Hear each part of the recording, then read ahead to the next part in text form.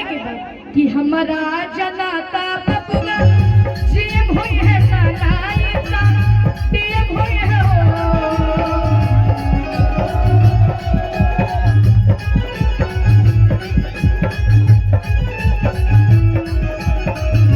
हमारा जनाता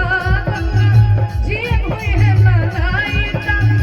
देव होई है मनाईता देव होई है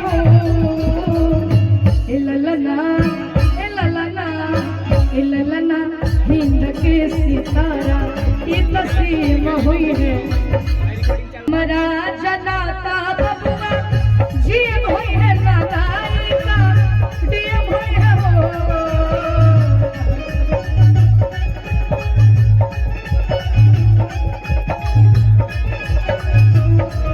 हमारा जनाता बबुआ जीव हुई है मनाईता देव हुई है मनाईता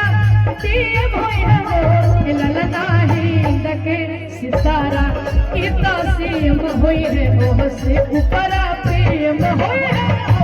ललना हिंद के सितारा तस्लीम हुई है ओह से ऊपर प्रेम हुई है हो ललना हिंद के सितारा तस्लीम हुई है ओह से अरे हमारा जनाता बबुआ जीव हुई है माला देव हुई है हो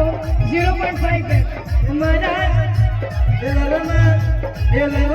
हिंद के सितारा तस्लीम हुई है हो ललना हिंद के सितारा तस्लीम हुई है ओह से ऊपर प्रेम हुई है हो अरे हमारा जनाता राज हुई है राजा अभिराज हुई है हो हमारा जनाता बबुआ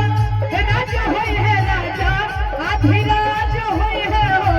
ललना मुकुट मढ़ी पोखराज हुई है सिरा ताज हुई है हो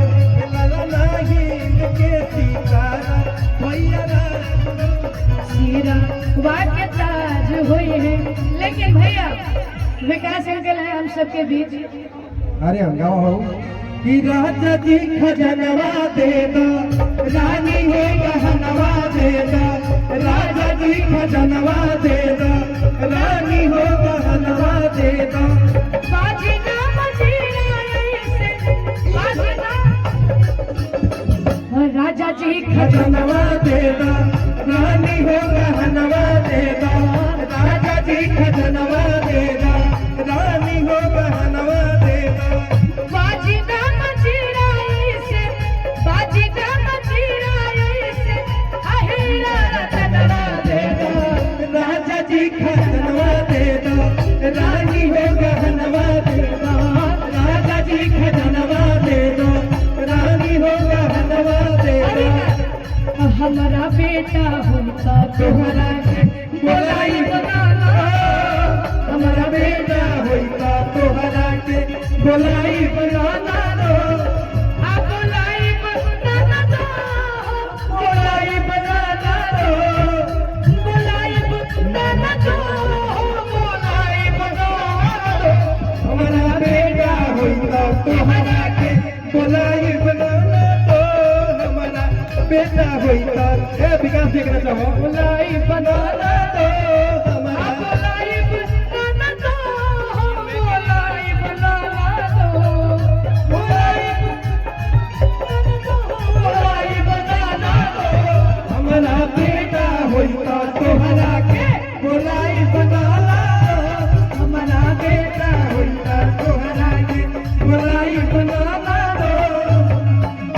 राजा जी खजनवा देगा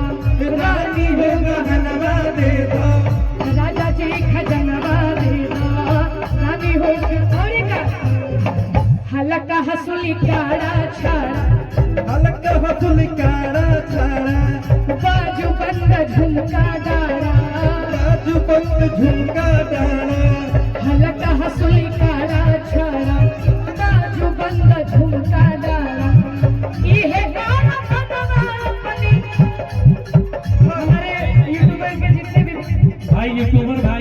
सभी से आग्रह करूंगा कि ये वीडियो कल सब छाड़ा छाड़ा तुमसे हो सिया तारा आजू बंद झुमका डाला झुमका दाना इहे हाल मनवा अपनी इहे हाल मनवा अपनी गोद के ललनवा देगा राजा जी खजनवा दे दो रानी हो कहनवा दे दो राजा जी खजनवा दे दो रानी हो कहनवा दे दो बाजी ना मंजीरा से बाजी ना मंजीरा से हीरा रतनवा देगा कि बाजी ना मंजीरा से अरे हीरा रतनवा देगा। अरे राजा जी हमने के भोजपुरी में वो कहावत है निशान भैया की जब सोहर भराए